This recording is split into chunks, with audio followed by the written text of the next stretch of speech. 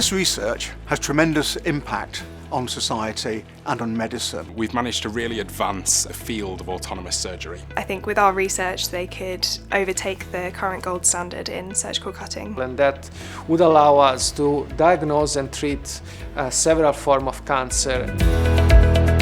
Ultrasonic surgical devices are really the gold standard. So currently, if you look at all the commercial devices, they're all about the length of a pen or multiples of that length. We have a great team on Ultrasurge from 5 different universities, bringing a whole range of expertise. So we as a team thought, what about trying to miniaturize ultrasonic surgical devices?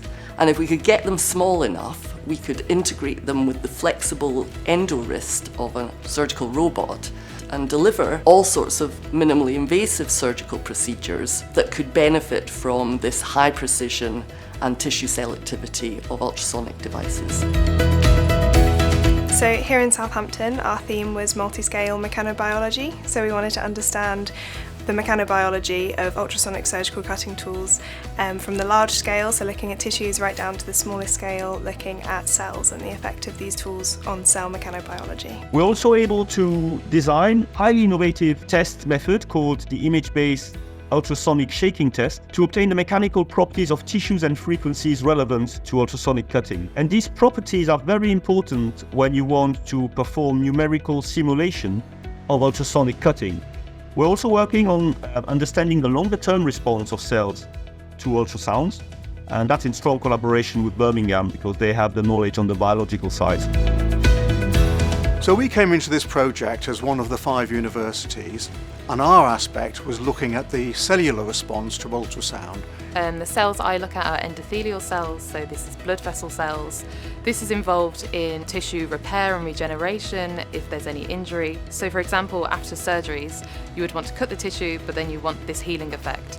So seeing how my cells affect ultrasound will help us see what frequency we can use in these surgical devices, or if we have a frequency, what surgery will be best used for this device. The main finding of my project is the novel device for ultrasonic exposure of osteoblasts on implant mimicking titanium surfaces. This will allow us to study the potential of ultrasound in bone healing around titanium implants.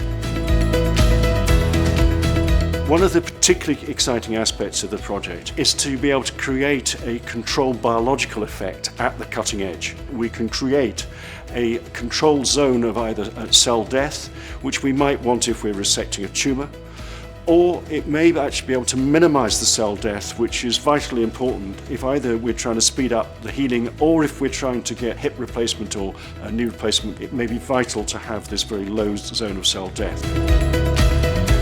Here in Leeds, we have multiple teams working on different aspects of the Ultrasurge project. We have 2 goals. First of all, we want to reach deep inside the human anatomy with our magnetic tentacle, and that would allow us to diagnose and treat several forms of cancer as soon as possible, as early as possible, and therefore we hope to save as many lives as possible. Next, we're also looking into ultrasound scanning of bodily tissues, having the robot come in with an ultrasound imaging probe, scanning it across the surface, and then localizing critical geometries below that. This will really help a surgeon in the future. It will give them a real-time notification of where these tumours lie, so that they can then go in and dissect the tumour themselves. Being a robotics-focused lab, we had some challenges initially with defining and understanding the data that comes out of these ultrasound devices. This is where collaboration with the University of Glasgow was really crucial. Our role in the project at the University of Glasgow is to focus on the delivery of the miniature ultrasonic surgical devices. Ultrasound on a tentacle has never been done before, and so that's a completely new area with lots and lots of potential. The other advance is in very new materials called textured ceramics, and both of those have particular benefits for the devices. Working in a collaboration is a challenge but exciting because you're able to see how other people think, and then it starts to make you think differently, where you're able then to collaborate and push the frontiers of science. But I think what's really key about this group is that we are all collaborative. We all are happy to help each other, to work with each other. Because of the wide range of scientific disciplines involved in the project, it would simply not have been possible without the strong collaboration with the other partners. For us, it's been really enjoyable collaborating with all these different groups and improve the quality of our work. Our advisory board and our industry partners have been really important on this project. Because of the multidisciplinary nature of the project, having people with a wide angle of view looking at the project proved very useful. So our hope for the future is that our miniaturized ultrasonic devices that are integrated with surgical robots can become one of the standard instruments for robotic surgery, whether that's in soft tissue surgeries, in vessel sealing, or in hard tissue surgeries. We also hope that the IP that's been generated on the Ultrasurge project will be delivered by our spin-out company, NAMI Surgical, into products that can create economic benefit and jobs for the future.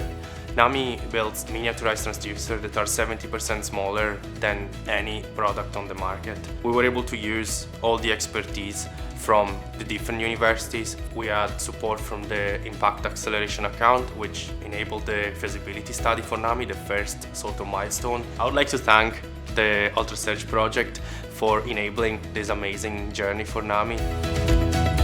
This project has benefited patients, it's improved quality of life. We've brought about developing an ultrasonic device that we understand from the cellular response, how it affects the soft tissues, the hard tissues, how healing takes place, and also how it benefits the overall progress of the operation.